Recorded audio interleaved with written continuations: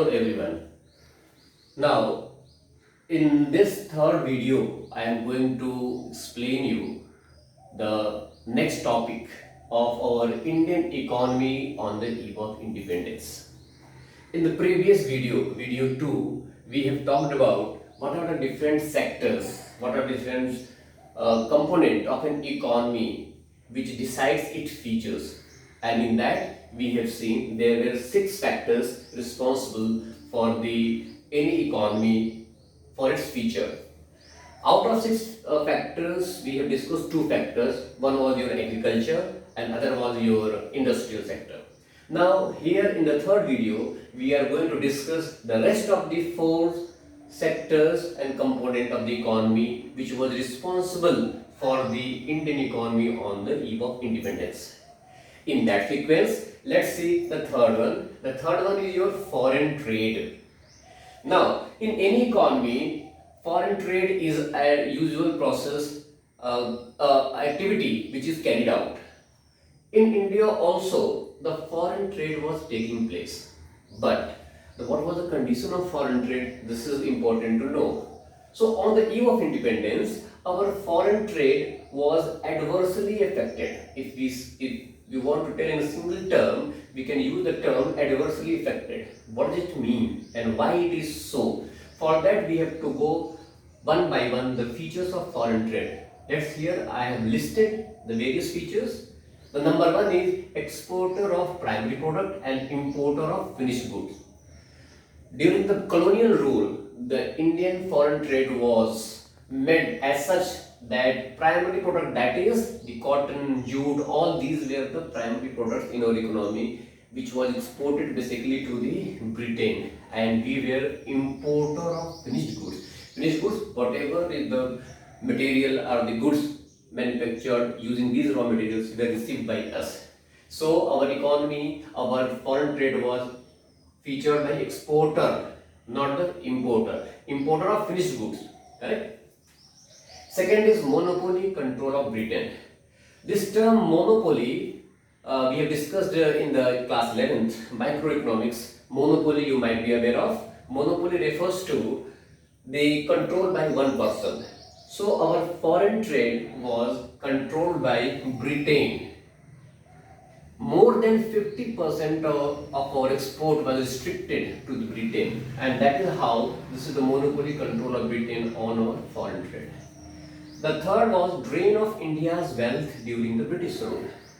During the British rule, no doubt our export has gone up, and whatever surplus were generated of these export were not used by the Britishers for the India, but for their own development, their industrial development, their administration setup, all these things. So they actually, whatever was the income due to the foreign trade, that was drained by the Britishers, taken away by the Britishers, and what we find that all together as exporter or the monopoly, and because of the drain of the India's wealth, our foreign trade was adversely affected on the eve of independence. Correct? So this is your third. Fourth component is infrastructure. In any economy, infrastructure is a very, very important component. Without infrastructure, your economy cannot run. The economy basically comprises economic infrastructure as well as social infrastructure. Here we will take basically the economic infrastructure. Economic infrastructure includes road, railway, communication, telegraph and post, ports, all these things are the part of your infrastructure. Now, the road was, whatever road was made, that was first insufficient to the economy, Indian economy, and whatever available, that was used basically for the mobilizing army and for carry out the raw materials from different places. It means the road was not basically made with the objective of development of economy, but for their own objectives. Similarly, railway was used for commercialization of agriculture. Commercialization of agriculture refers to that taking the raw material from the inner core of the economy to the port, and from the port finished good to the village market. That is what the commercialization refers to. So railway was not made to establish the communication or to reduce the distances among the people, but for the objective of commercialization of agriculture. Similarly, communication, which includes post and telegraph, this was made for the purpose of law and order, for administrative purpose. It was not for the benefit of the people, but for the administrative control by the Britishers in India. So whatever infrastructures were available that were insufficient, and also they were made for the purpose of helping Britishers to establish their firm rule in India. And that's we can say that the infrastructure was serve the colonial interest. Correct? That is what the overall condition of infrastructure for serving the colonial interest of the Britain. Now the fifth point in that list, we are having the occupational structure.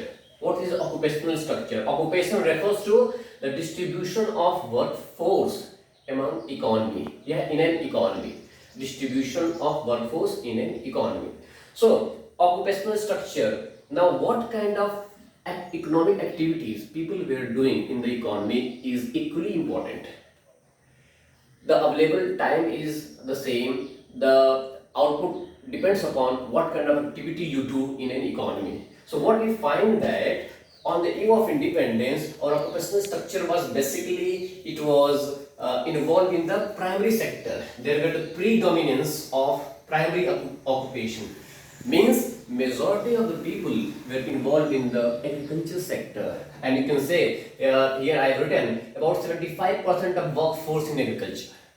So basically, involvement of more people in the primary sector reflects the backwardness of an economy. Correct? Similarly, the regional variation in terms of distribution of both.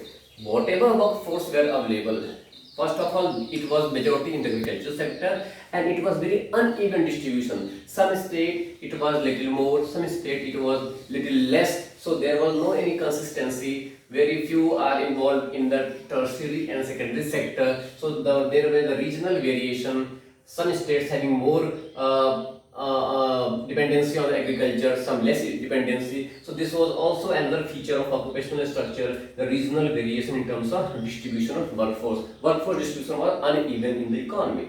Correct?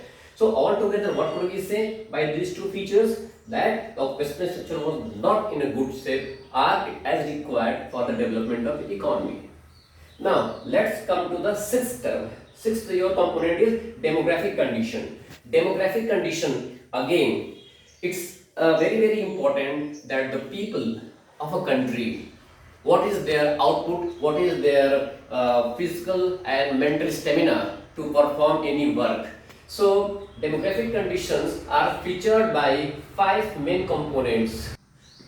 Thus in the demographic condition, what we find that there are 5 features for any demographic profile.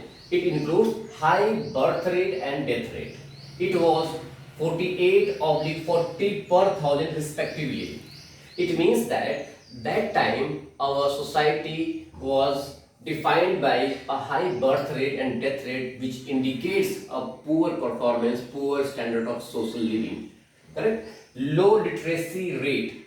There was less than 16% literacy in the country, which is very less, and it shows that people were not able to take decisions what to do, and they are not capable for the skilled work. And if we talk about the female, that was around 7% in the economy. Correct? High infant mortality rate, it was 218 per thousand. 218 per thousand indicates that infant mortality means the children, those who are not even attaining the age of 2 months. It shows the poor sanitation, less hygiene, unawareness about the health condition, unavailability of primary health center, all these facilities in our rural area and in our economy. Low life expectancy, it was 32 years. It indicates that how long a person life expectancy indicate how.